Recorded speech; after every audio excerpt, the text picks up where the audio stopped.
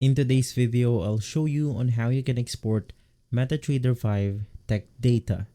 So you want to head over to the application, and from here, you then want to navigate through symbols.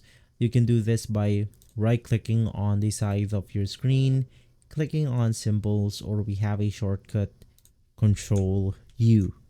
Basically, inside this page, you can insert cryptocurrencies, forex, and more into your market watch.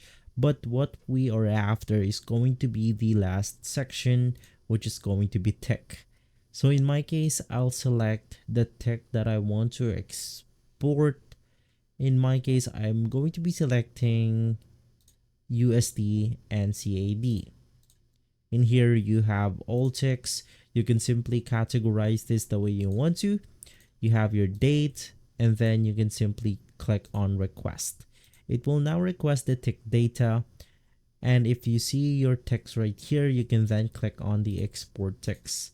Well, in my case, I'll simply change my settings a bit, and then we can see a lot of text happening on this specific time frame. And if you want to export this, once again, just click on export text.